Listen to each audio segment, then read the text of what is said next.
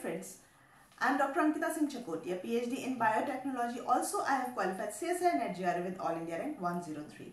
आज हम बात करने वाले हैं ऑनलाइन गेमिंग की। ऑनलाइन गेमिंग करंट अफेयर में काफ़ी टाइम से 2021 सितंबर से ही शायद चल रहा है, इनफैक्ट उससे भी पहले से ही।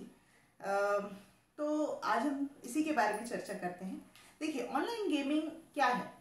ऑनलाइन गेमिंग इज समथिंग कि आप अपने मोबाइल पे खेल रहे हो, ठीक है, इंटरनेट की सहायता से खेल रहे हो या अपने कंप्यूटर पे खेल रहे हो। और ये ऐसा शब्द है ना that every youth loves but hated by most of the parents. Why? Because parents struggling this thing ki they are not being able to remove their kids, their children from the screen of the mobile, the computers. नहीं हटा पाते हैं वो, ठीक है। ये बहुत बड़ी समस्या बन गई है, सिर्फ इंडिया में ही नहीं, पूरे वर्ल्ड में, ठीक है। जिसके के चलते जब ये इतना ज्यादा, और ऐसा नहीं कि आज कल के ही या 1-2 साल में ही, ये बहुत धीरे धीरे बढ़ता गया, ग्रेजुअली ये बढ़ा है, ठीक है। और पूरे वर्ल्ड में एक तरह से पूरे वर्ल्ड का यूथ इससे ग्रसित है। और इसी वजह से WHO जैसे ऑर्गेनाइजेशन को भी सामने आना पड़ा इसको एक कैटेगरी देने के लिए। इस एडिक्शन, ऑनलाइन गेमिंग के एडिक्शन को एक कैटेगरी दी उसने, जब मई 2017 में WHO में का 11th edition of international classification of disease release किया ना, उसने एक और नाम जोड़ा इसमें, गेमिंग डिसऑर्डर। गेमिंग डिसऑर्डर क्यों जोड़ा इसको? एक डिसीज के कैटेगरी में क्यों रखा? इसलिए उसने ऐसा इसलिए किया, देखिए हर एक डिसीज के सिम्टम्स होते गेमिंग डिसऑर्डर के ये सिम्टम है कि जो भी गेमर है, इफ ही और शी जो भी है have impaired control of gaming, है ना, impaired control over gaming। तो ये एक सिम्टम है कि आप कंट्रोल ही नहीं कर पाए, कि नहीं चल नेक्स्ट लेवल तक जाते हैं, फिर नेक्स्ट लेवल भी हार के चलो उसके आगे जाते हैं, और फिर जब पूरा भी कर लिया फिर चल दोबारा खेलते हैं। तो ये है impaired control over gaming। दूसरा, प्रायोरिटी सेट ना कर पाना, कि भाई हम गेम खेलते जा रहे तो खेलते, 1 घंटा मम्मा ने बोला कि नहीं 1 घंटा ही खेलना है ना, बस उसके बाद एक और पढ़ना वढ़ना सब कुछ। अभी आप मतलब प्रायोरिटी आप सेट ही नहीं कर पा रहे कि we have to study also, हमें खाना भी खाना है, टाइमली सोना भी है, नेक्स्ट हमारी जो भी नॉर्मल रूटीन है वो फॉलो करना है। ये सब आप प्रायोरिटीज पे सबको सेकेंडरी करके ना आप गेमिंग को ही जब आप रखते हैं तो ये भी एक सिम्टम आ जाता है गेमिंग डिसऑर्डर का, ठीक है।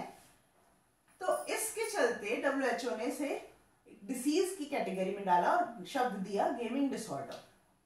सिर्फ यही नहीं, आंकड़े इतने भयानक हैं, बहुत अच्छा खासा % ऑफ यूथ, और सिर्फ यूथ ही है बेसिकली, तो इन्वॉल्व है, मतलब कि पूरी तरह से फंसा हुआ है ऑनलाइन गेमिंग में।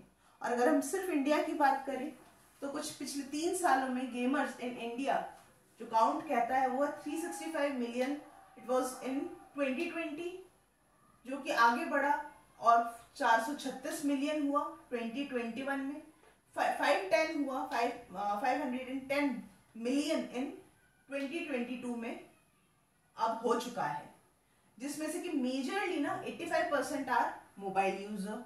और अगर इसकी बात करें कितना पैसा इस ऑनलाइन गेमिंग में अर्न हुआ है, या कह लीजिए इधर उधर हुआ है, वो है 136 बिलियन इन लास्ट ईयर, सिर्फ इंडिया की, ठीक है, which is 1% of the world earning. So ये बहुत बड़ा अमाउंट है और बहुत बड़ा प्रपोर्शन है यूजर्स का। सोचिए कितना ज्यादा टाइम या कितना ज्यादा अपना लाइफ इसमें दे रहे हैं लोग, और कितना ज्यादा आमदनी इसमें हो रही है, ठीक है। बट क्योंकि नॉर्म्स नहीं है, ठीक है, तो कोई गवर्नमेंट को कुछ टैक्स नहीं जाता इसका, या कोई भी इसमें रूल्स नहीं है कि कहाँ तक होना चाहिए, कैसे होना चाहिए, सब कुछ नहीं है, ठीक है। अब गवर्नमेंट ने सोचना शुरू किया है।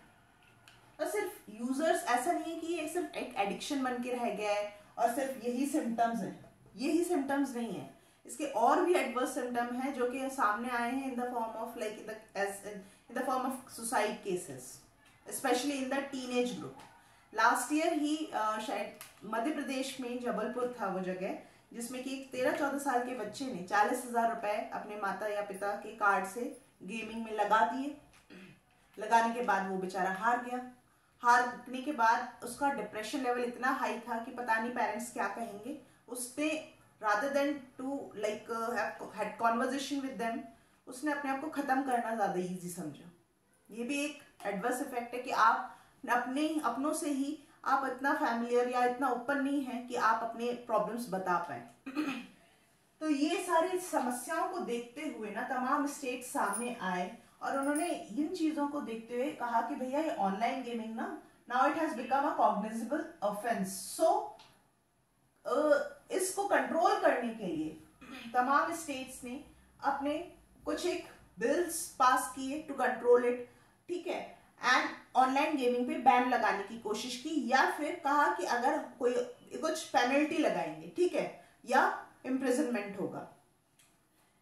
केरला, तमिलनाडु, कर्नाटका, मध्य प्रदेश और मुंबई में भी ऐसी चीजें सामने आई हैं, ठीक है। बट सबसे जो लेटेस्ट है वो कर्नाटका अमेंडमेंट एक्ट, जो कर्नाटका पुलिस एक्ट 1963 में अमेंडमेंट लाके कर्नाटका स्टेट लेजिस्लेशन में कुछ अमेंडमेंट हुए जिसमें कि कंट्रोल करने की कोशिश की ऑनलाइन गेमिंग को।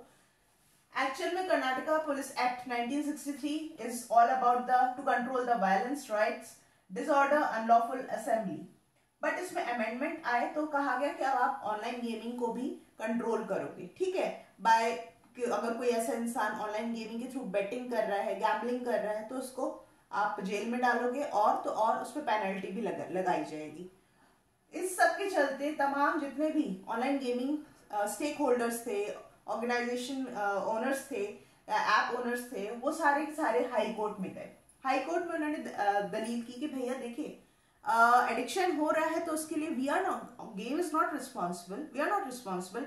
किसी भी गेमर का खुद का कंट्रोल होना चाहिए, अगर उसका नहीं है तो इसमें हमारी क्या गलती, ठीक है, लॉजिकली बात तो ठीक है, हम नहीं कहते कि तुम सुसाइड कर लो, ये भी बात ठीक है। तो इन सब दलीलों के चलते ना, लंबी लड़ाई के चलते हाई कोर्ट ने कहा और कि आर्टिकल नंबर 14 का जो डॉक्ट्राइन ऑफ प्रोपोर्शनैलिटी है वो यही कहता है कि यहाँ आपने सीधे बैन लगाने की बात कर दी, पेनल्टी लगा दी इतनी बड़ी।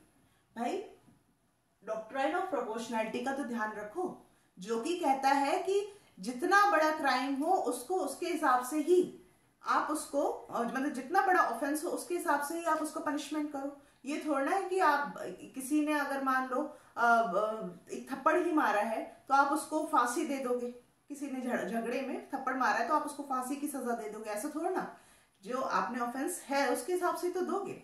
डॉक्ट्राइन ऑफ प्रोपोर्शनैलिटी ये कहता है। फिर हाई कोर्ट कहता है कि आर्टिकल 19 का 6 जो है पार्ट, वो ये कहता है कि every person have right for to do their profession, है ना। तो उसके चलते भी जितने भी इंडिया में ये ऑनलाइन गेमिंग बनाई है और एप्स हैं, वो अपने जीवन के पालन के लिए ही तो मतलब ये प्रोफेशन कर सकते हैं ना। वो किसी को भड़का थोड़ा रहे कि तुम अपना सुसाइड कर लो या इसका एडिक्शन बन जाओ, एडिक्शन इसका पाल लो। तो ये चलते भी हाई कोर्ट ने कहा कि नहीं नहीं ये खराब है। दूसरा, कर्नाटका पुलिस के केस में जो अमेंडमेंट हुआ है, कर्नाटका पुलिस एक्ट 1963 में जो अमेंडमेंट हुआ है, उस पर्टिकुलर के केस में रिट ऑफ मैंडेमस लगाया एज पर आर्टिकल 32, ठीक है। आर्टिकल 32 में क्या है, हमारे सारे के सारे रिट है, ठीक है।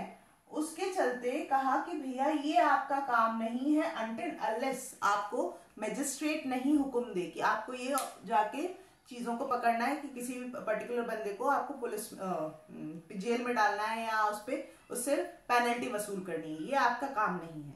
तो इन तीनों पॉइंट्स के चलते ना हाई कोर्ट ने कहा आप ये अमेंडमेंट जो बिल आप जो भी लाए हो ये खत्म होता है, ये बिल्कुल भी लागू नहीं किया जाएगा।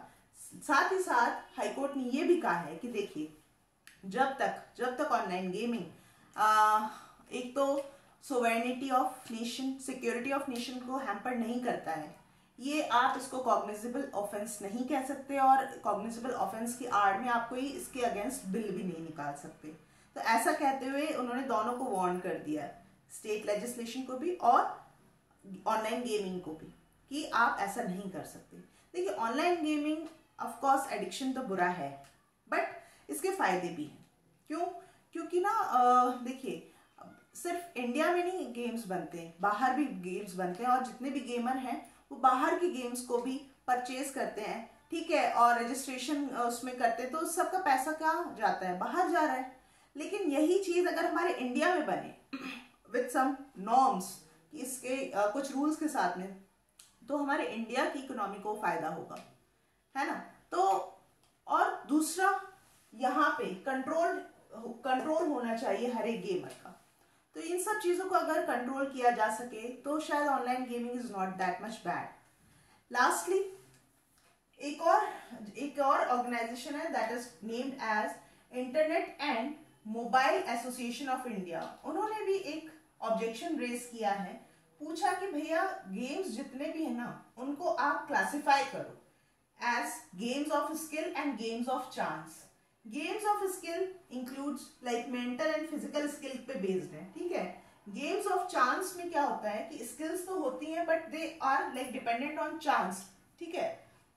चांस की वजह से, मतलब चांस के जैसे आप मान लीजिए कुछ वो खेल रहे हैं, आप डाइस जो कहते हैं ना, जुआ जो होता है गैम्बलिंग में, आप डाइस के बेस्ड है and dice is not in under your control, ठीक है।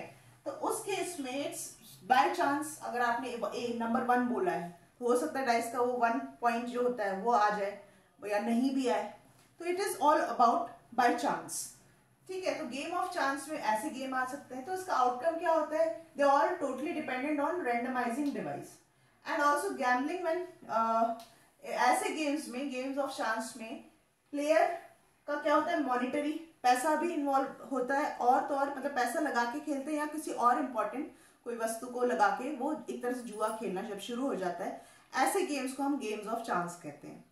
तो इस तरह के गेम्स पे कुछ स्ट्रिक्ट रूल लगा के हम इसको इम्प्लीमेंट करा सकते हैं, but games of skills are not bad. लंबी लिस्ट है, ड्रीम्स 11 जो बड़ी लंबी लड़ाई लड़ी, ड्रीम्स 11 में भी काफ़ी अच्छी खासी बैटल हुई है, और कर्नाटका वगैरह में, साउथ के काफ़ी स्टेट्स में इसको क्लीन चिट दे दी गई है कि इस पर कोई बैन नहीं लगेगा, क्योंकि it comes under games of skills.